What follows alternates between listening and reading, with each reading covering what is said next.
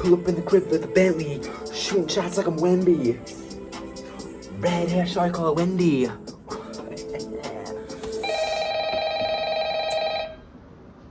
Ayo, what's up? Hey, young booty licker. Oh, hey, daddy. Hey, what did I say about calling me daddy? Okay? I'm your manager? Okay, sorry, Dad. I mean, Mr. Manager, sir. Anyways, we gotta get you an album cover for your new LP. Horsing around? Alright. I'm excited for it, okay? You gotta get us a new album cover by the end of the night, okay? Okay, I'll see you later. But I don't know if I...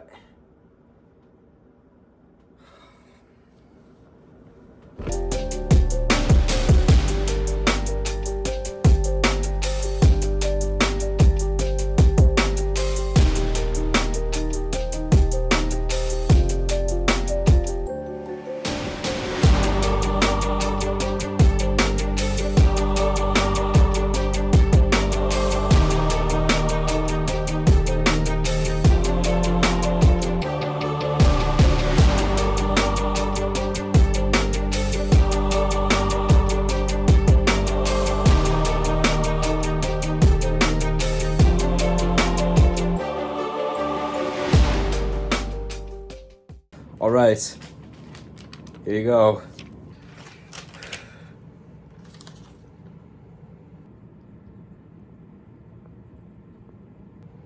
What is this? What is this? This is horrible. What? It's a horse. Horsing around? Yeah, and that's the LP. Like, what? Is that feet? Are those feet? Why does this have feet? Alright. Now that's just a silly question. Horses have feet. No. I don't... This is not good. This is not good. Well, my kid did it. My kid made it. Oh. I'm sorry, William. I didn't mean to offend. I know how much it means to you. Hey, it's all right, you know. It happens. But you know, it reminds me. Is it all right if he raps on the album, my kid? You know, is it okay if he raps?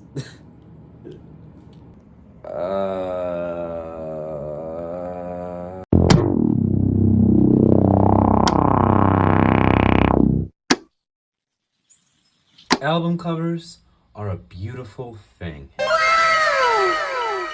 You have a music artist who tries to make visual art, and sometimes that really shows. There are music artists for a reason. It poses a really interesting challenge to sum up a large quantity of musical content into a single image. I like to think of album covers like the concept of synesthesia. It's this condition in which one sensory experience translates over to affect another. For example, a person with chromesthesia, synesthesia, will hear a sound and associate it with a color, shape, or pattern. An album cover is this visually manifested sound. Fun fact, Aphex Twin has synesthesia, and though his album covers aren't anything extraordinary, he used it to his advantage to create tracks with really uncanny audio tricks. I know there are artists who don't view their covers in the same way as me. They'll just slap their face on there and call it a day. But this is how album covers should be considered. It's the first impression someone will have of their music before even listening. Now you may be asking, what exactly makes a good album cover? Now, I'm here to sum it up in 4 main categories. First, it should look nice. I saw some goofball try to say that chocolate starfish and the hot dog flavored water was a good album cover because it makes them feel scared and uncomfortable. And a bad album cover is one that makes you feel nothing at all. And for a second, this person had me liking this album cover. And then I was like, no! This is a disgrace to human eyes. An album cover should make you want to listen to the music, not scared of it. Ideally, it should stand alone as a piece of artwork in itself. Some artists do this literally, like the Strokes using a Basquiat painting, or the Velvet Underground using a Warhol banana. But I like it more when the art is utterly individual to the project itself. On Jeffrey, Young Thug graces us with a fit better than anything worn at the Met Gala in the last couple years. Oh my God! I absolutely love all the soft lavender shades in the overlapping fabric of the skirt. The layering is complex and intricate without being too overwhelming. It's really cool how his face is shielded by what resembles an Asian sedge hat, but the thin fabric also makes it look like a paper parasol. What is especially important about this cover is how it embraces femininity in a genre that historically has homophobic lyrics. It was a really great step in forming the more inclusive rap industry that we know today. Another great work of album art is Melancholy and the Infinite Sadness by the Smashing Pumpkins. I like the variety of stuff happening on the deluxe edition, but I think the simplicity of the original makes a better cover. The isolation of Melancholy accentuates her beauty. It allows you to notice her rose-tinted cheeks, silky sand-colored hair, and the intricate details of her flowy dress. I'd like to point out the importance of font on a cover too. The thin branching outlines of the letters create an air of whimsy that is recognizable without being overly ornate. It's a really monumental album cover that has drawn influence from works of the past and set the precedent for future fantasy aesthetics.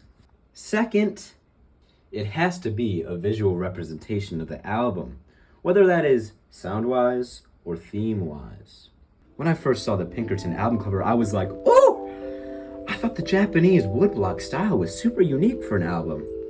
It stages a peaceful fantasy scene with its abstract figures and starry backdrop. Because of these elements, I expected the album would have this ethereal tone, and oh boy, was I wrong. I was so caught off by the brash instrumentals that I initially did not like the project. I didn't like it.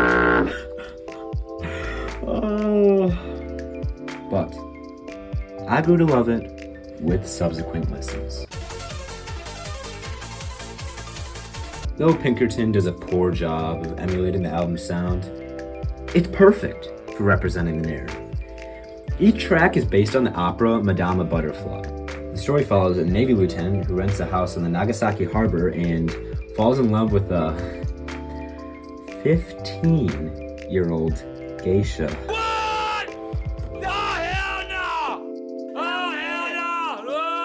The set design is known for embracing Japanese customs and aesthetics. References to the opera, as well as Japanese culture in general, are made throughout the album and reinforce the style of its cover.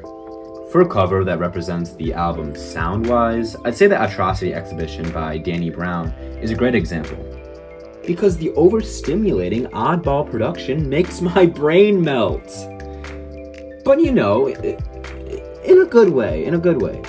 Melodrama by Lorde would fit great in this category too. The cover perfectly depicts the heightened drama of being a teenager where everything seems so much more monumental than it really is. You have the really deep, lovesick lows of Writer in the Dark and Liability, as well as the exhilarating, blinding highs of Homemade Dynamite in Perfect Places.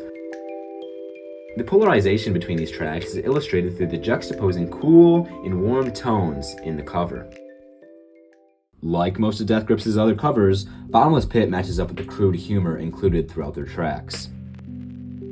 It's clearly meant to resemble a butt, but is really a girl with giant googly eyes and pin-sized pupils.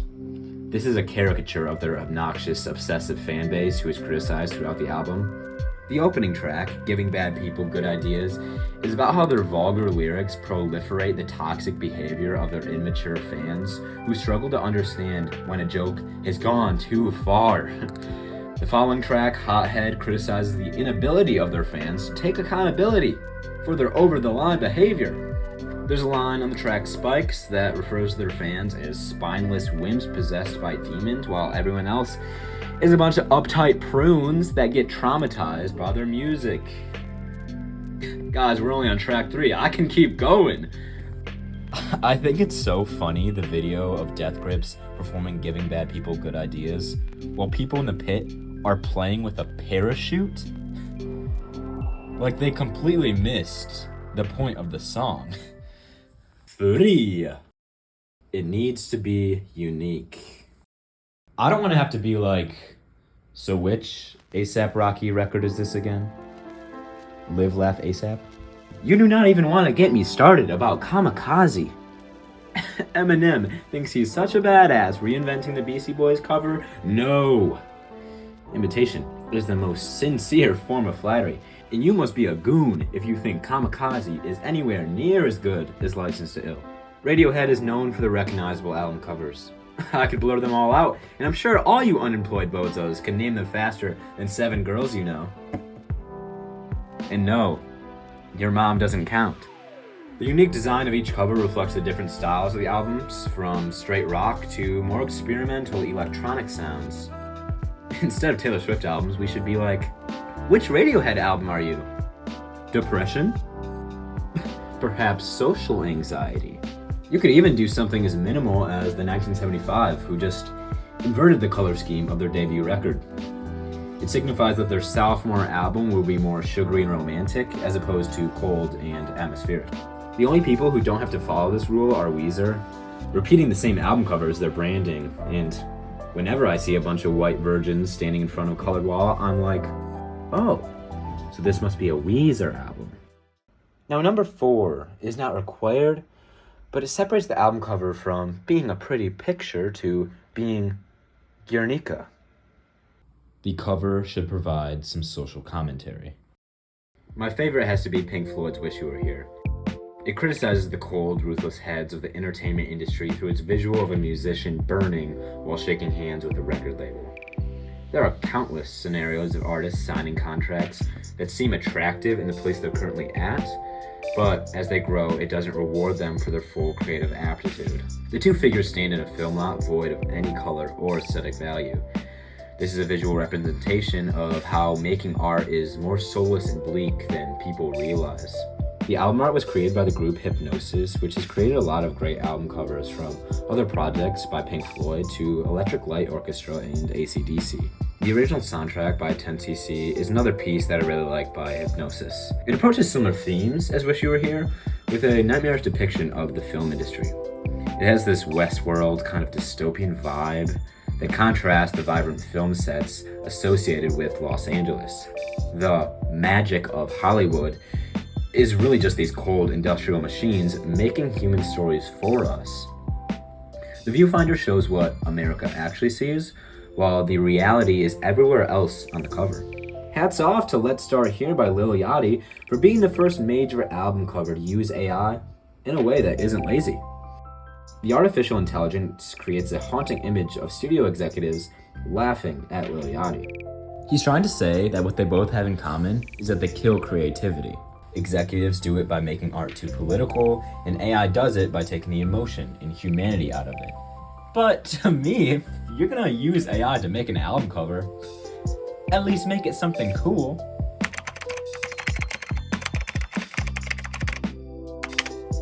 Okay, there. Use this. The De La Soul is Dead cover uses a broken pot of daisies to cleverly symbolize the end of Daisy Age hip-hop. The album's skits signify that the Daisy Age genre has become overshadowed by gangster rap and rap artists known to sell out to the masses by merging with pop music. Both 3 Feet High and Rising and De La Soul is Dead have a hippie sound, but the bleak album cover signifies darker themes on their sophomore album. Alright. Now, I've shown you all the components to making a great album cover. And to end the video, I think we should look to the master of album art. Gucci motherfrickin' Mane. First off, we got the Gooch. Gucci Mane, I don't know if you know what that means. Next up is Gucci Gone Bonkers. This might actually be worse than the Glasgow Willy Wonka experience. How about I treat you with Trap Story? Not even gonna lie, this one's kind of hard. I especially like the confused looking guy in the back with his thin noodle arms. Mom, can I get a Nintendo Switch? No. Why play on the Switch when you got the Gucci Tendo? I don't understand why he decided to make himself green. Does he think he's Yoshi? And finally, the very best for last. We don't just get Gucci Mane, but Lil Wayne on this one too. We have the bad guys. Why so serious?